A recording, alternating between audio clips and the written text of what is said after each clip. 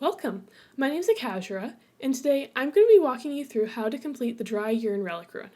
I'm also going to be testing whether or not Aloy can be crushed by an ancient door. To complete the ruins, you will need two special items. First, you need the Vine Cutter, which is received in the Seeds of the Past quest.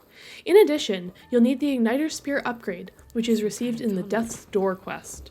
I should take a look around. We need the crate hidden behind these vines, so we need to whack the metal flower until it gives up on life, and then we can get behind the vines. Grab the crate, and we're going to drag it to the end of this hallway. I have absolutely no clue how Aloy doesn't get tetanus all the time from grabbing all this rusted metal. They used all these machines for. Guess she just insta-heals or something?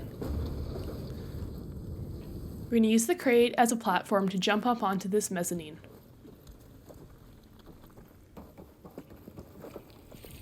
We can't get through this hole in the wall yet.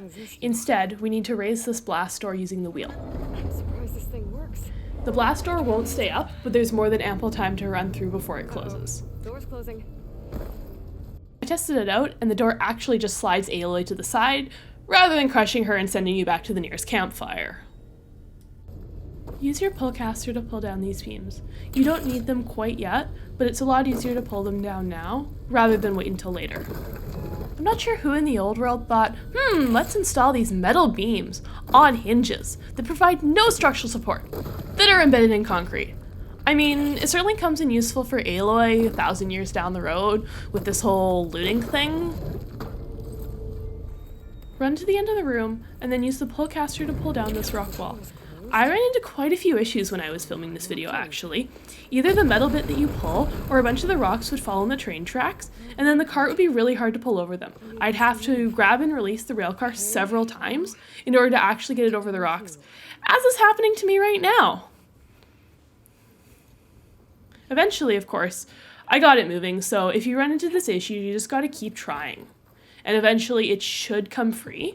I'm hoping they patch this in a later version. Once you have the rail car, pull it all the way to the other end of this room.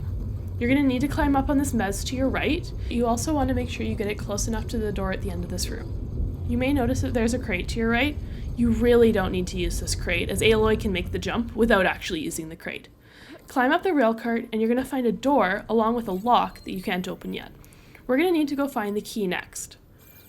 On the door, there are a bunch of grab handles. Jump over to them, and then climb up this wall.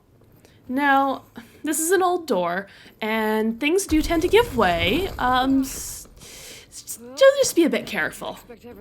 You'll find that you're not able to climb the whole way up anymore, so you're going to jump backwards and grab onto one of the beams you pulled down earlier, run across them, and there's your key. You're going to grab the key and then run all the way back around and climb up and open the door. Find a use for you. We can now use this module interface to open up the door. There. Use your pullcaster to open up this vent, and then we're going to climb up through the vent system.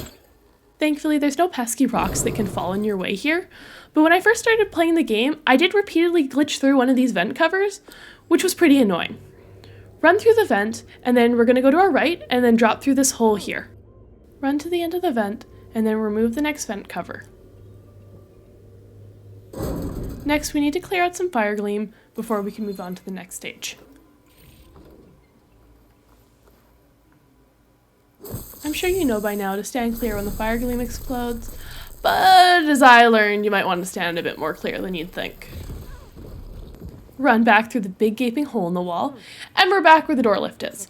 Once again, we're going to lift the door, but now we have a big, heavy, movable object that we're going to use to jam the door open. Also, I have no idea what machine has noticed me here. I'm assuming it's above me, and I'm not sure how it's seeing me through the ceiling. Remember where the wall kind of decided to yeet itself out of existence earlier? Well, we're going to climb back up there now, and because the door's higher up, we don't need that nasty beam anymore. Thankfully, the machine that spotted me before is gone now, because I really don't need like a sunwing attacking me through the ceiling, because no.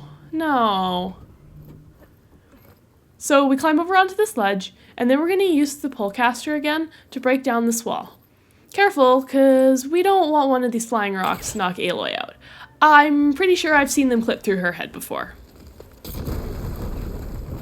Also Varl's head.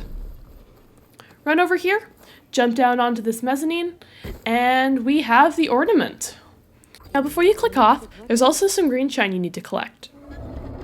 Now, the quicker method here is to open up the door and pull the mining cart to the end of the room and use it as a way to get the green shine. However, if you're like me, you're going to ignore this easy option and you're going to go over there and jump and jump and jump until you get up there all on your own, even though this way is a lot quicker. I'm sure this green shine is going to come in very useful to you, upgrading that 10th set of armor that someone gave you that you're just never ever ever going to use. But it made them feel good giving it to you, so there's that. If you'd like to see me try and crush Aloy with another door in the future, please consider commenting, and subscribing for more content. Thanks for watching!